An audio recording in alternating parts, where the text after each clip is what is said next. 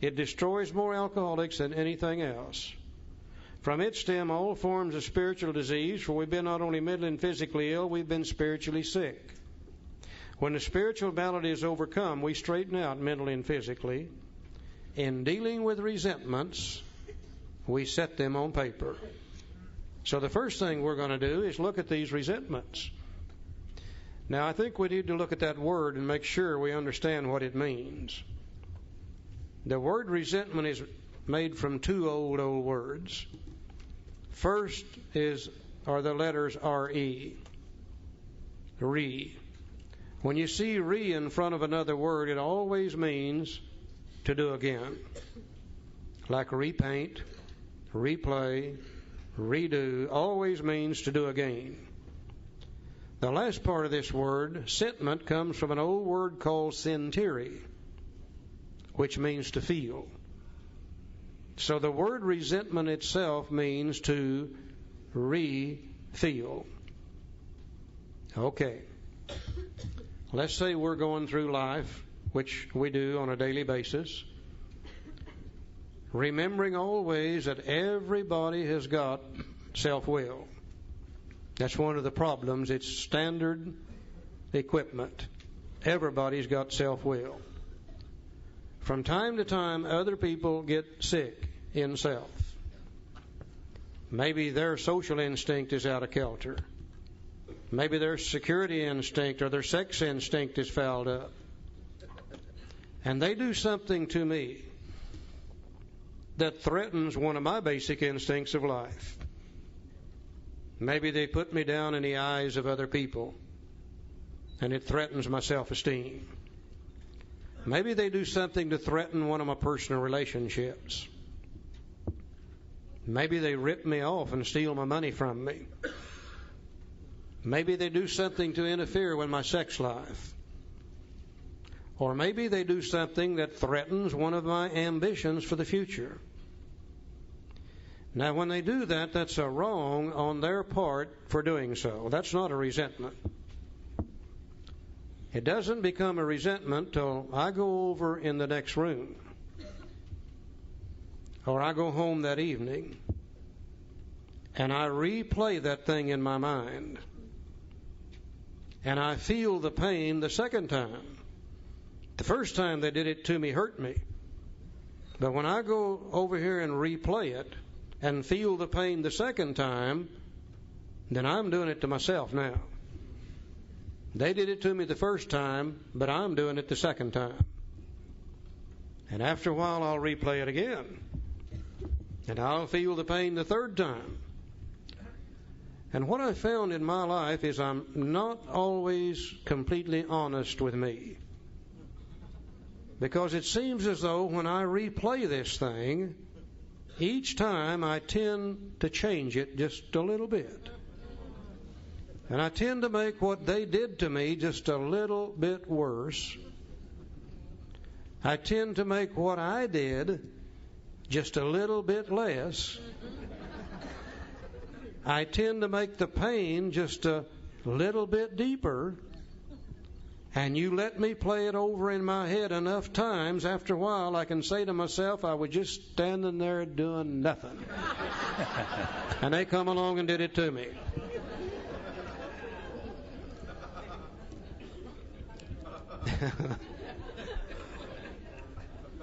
I love to watch football games. And in a football game, you'll see a guy called a quarterback that sometimes will throw a pass. And the guy that's supposed to receive it, many times it's thrown up high on purpose so the other guys can't catch it. And the guy that's going to receive it, many times has to jump way up in the air to catch it. Now, the members of the opposing team, they have learned that if you can hit this guy while he's still up in the air, before he really gets good control of that ball, you can knock it loose from him. So they wait until he jumps up in the air, and when that ball touches his fingers, they knock the hell out of him. Now, he's completely defenseless now. And they'll hit him, and sometimes it'll just turn him upside down. He'll fall on his head, his neck bends sideways, his legs spread apart, One arm bends completely behind his back, and it just hurts the hell out of him, and you can see that he's hurt. Now, the football game, though, is like the game of life. It's going to go on. They're not going to stop it very long. One or two things will happen with this guy. They'll run out there and check him over, and if he isn't hurt too bad, they'll pump a little air in him and get him up and get him going again.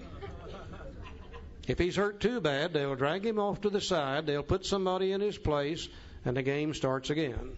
The football game is going to continue. I don't care what's happened. Now, the announcer up in the booth, though, he's got a resentment machine. Because after a while, he'll say, let's look at that again.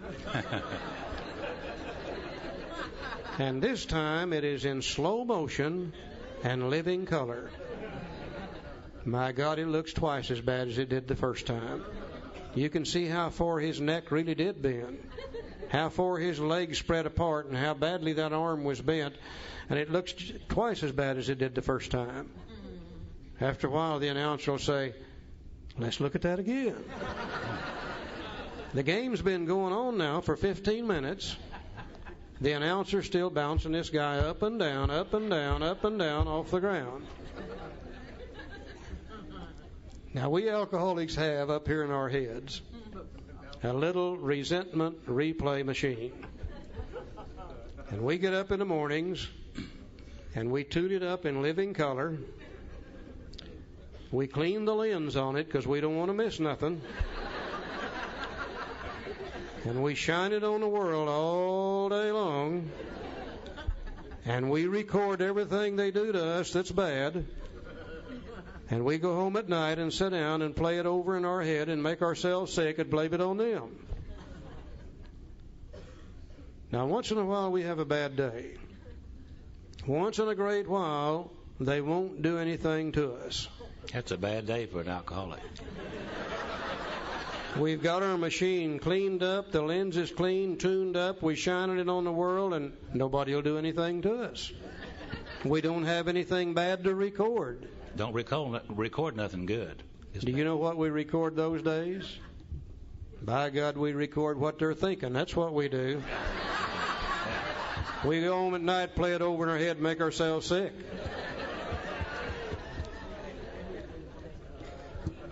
Now, there's a bad thing about a resentment. Because each time you play it over your head, each time you throw it out there, after a while, it turns around, it comes back at you. And when it comes back at you, it comes back as self-resentment. And we begin to resent ourselves for being in a position to have those things happen to us. And after a while, self-resentment turns to self-pity. And that's the sickest that a human being can be up here in their head, is to be filled with self-pity. And we alcoholics love self-pity. We like to get up early in the morning, put self-pity on as a cloak of dignity, and as we go out the door, we say, here I come, mean old world, just do it to me. I know you're going to get me because you always do. It is a sick way to build our self-esteem. Because after all, if the whole world is picking on us, we must really be somebody. And my God, we love that self-pity. If you want an alcoholic mad, if you want to make them mad, you try to feel sorry for one of us. And we'll tell you in a hurry, don't you feel sorry for me. That's my damn job, you know. Is there any way that God can enter a mind filled with that kind of crap? No way. Our thinking is controlled and dominated by these resentments and all the things that go along with it. God is absolutely, completely blocked out of our mind through these resentments. At the very least, we're going to have to do something about them. Now, the instructions on how to do them are here in the big book, Alcoholics Anonymous. They're just so simple that we never could see them before. We've given you a sheet in your handout material called A Review of Resentments. I believe that's page 9 and 10. And what I would ask you to do now is take those last two columns, try to fold them over where you can't even see them. where all you're looking at is column 1, 2, and 3. The example on page 65 has already been filled out.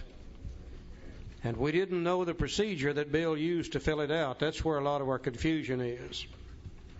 So what we've given to you in the first 3 columns is page 65 in the blank form. We want to emphasize we're not trying to bring another inventory in AA. We've already got enough of those. Page 65, the resentment sheet that you have is 65 in the blank form. Column 1, I'm resentful at. Column 2 is the cause.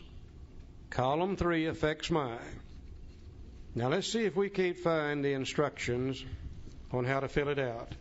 In dealing with resentments, we set them on paper. Okay, you've got the paper now, and we're going to start setting them down. You know, we're always taught to read from left to right. And if you read from left to right and trying to figure out the inventory on page 65, you would start with Mr. Brown, and you'd write down the resentment, and then you'd change your mind and go to the second column and write down the cause. Then you change your mind again and go to what part of self was affected, and you have to use those basic instincts of life and try to write down what part of self was affected. Then you'd go back to the first column mentally and write down Mrs. Jones. And then you'd change your mind again and go to the second column. Well, you get the idea. If you do that long enough, if you have a mind like mine, it says tilt. Just too much information. And I say, well, what the hell? All they wanted was a life story anyhow. So I just disregard this. Well, we didn't know how to fill out this column. It seems to us that you fill this out one column at a time from top to bottom, leaving a little space in between the names in column 1. So you'll fill that in over in column 2 and a little bit later. Because our book said that we listed people, institution, or principle with whom we are angry, period. From top to bottom in column 1, we would simply write down all the people, principles, or institution with whom we are angry from top to bottom, leaving a little space between each one of them all the way down. People, that's self-explanatory. Institutions are those things such as the police department, the Internal Revenue Service, the federal government, the church, etc. Principles are those old guiding, I hate to use the word laws, but it's the only thing I can think of, natural laws that's interfered with our style of living. The 10 Commandments, that's a set of principles. And when I was out there drinking, I don't want to hear nothing about the 10 Commandments. I'm breaking all of them but one, and maybe I broke it in the blackout too, I don't know. Another old principle that I always hated said what goes up must come down. I never cared for that one. Another one said what you give out's what you get back. Another one said there are no free rides. You'll pay for whatever you get. And my dad used to say, when you lay down with dogs, you'll get fleas on you every time. Those old principles that interfered with our style of living. Now, you don't need to be sober very long to do this. All we got to do is take these things out of our head, put them down on paper. You don't have to have a high education to do this. If you can't write, you feed the names to somebody else and let them write them down. And while our mind is on one thing and one thing only, let's fill out the first column from top to bottom. I've never seen an alcoholic yet that did not know just who and what, by God, we're mad at. We spend thousands of hours sitting around in bars talking about it. All we got to do is take it out of our head, put it down on a piece of paper, and we would have completed the first instruction. And hopefully the same thing will happen to you that happened to me when I did this. They came to me and they said, list your resentments. And I said, I don't have any. And they said, surely you got one or two. Maybe you don't understand what the resentment is. And they explained to me that it was to re-feel old pains and old hurts. And I said, oh yeah, I got a couple of those. They said, put them on paper. Leave a little space in between each one. So I got a sheet of paper and leaving space between like the book does. First thing I knew, I had about 8 names on that sheet of paper. And I reached over and got another sheet of paper. And after a while I had 8 more listed. And I got another sheet of paper and Next thing you know, I had 8 more listed, and I got another sheet of paper. I got up to about 152. And I said, man, you're madder than hell at everything. I did not know that.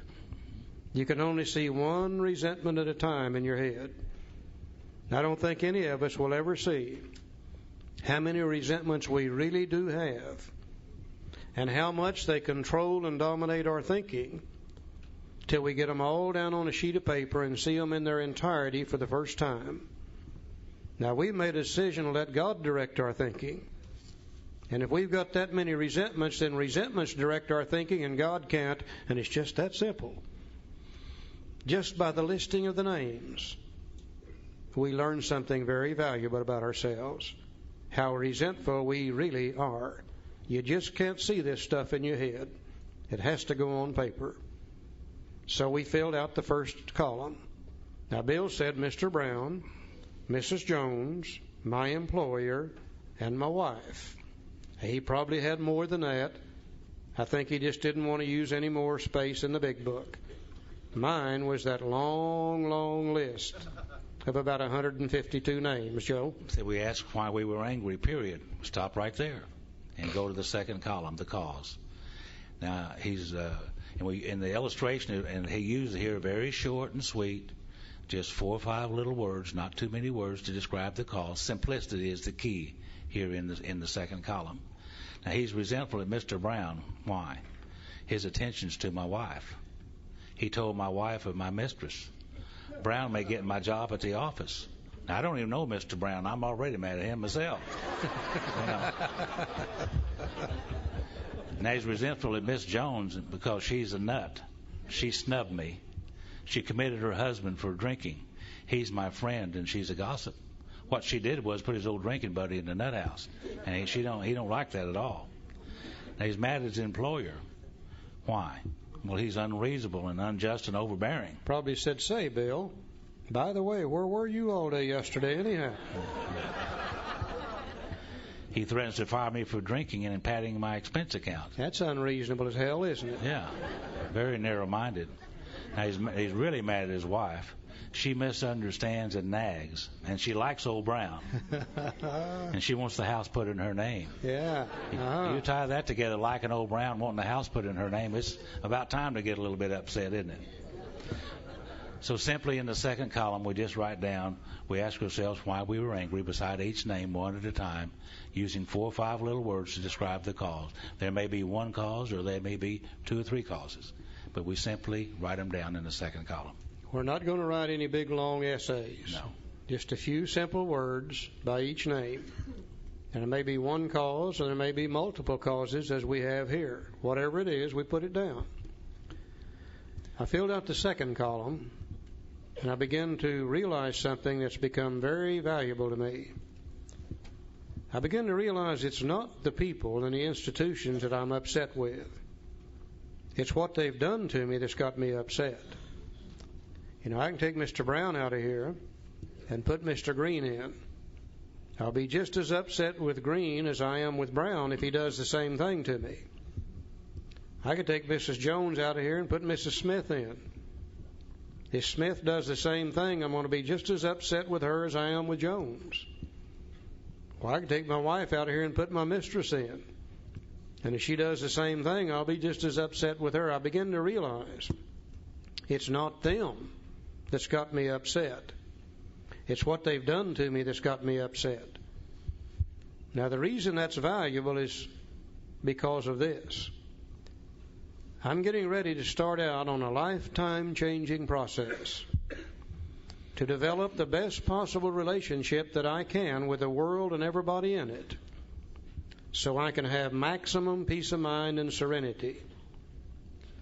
A part of that relationship is a little later on in my program, I'm going to have to go to a bunch of people and ask them to forgive me for what I've done to them. By the same token, I'm going to have to forgive others for what they've done to me. And a part of that forgiving process can start right here. When I begin to realize it's not them, it's what they've done that's got me upset, that starts getting names out of the way. And it's going to make it a lot easier to handle this in the future. So I filled out 2 columns now. Number one, I learned how resentful I really am, how much that blocks me from God. And number two, I've learned it's not them I resent. It's what they've done to me that I actually resent. Two valuable things. Now let's look at the third.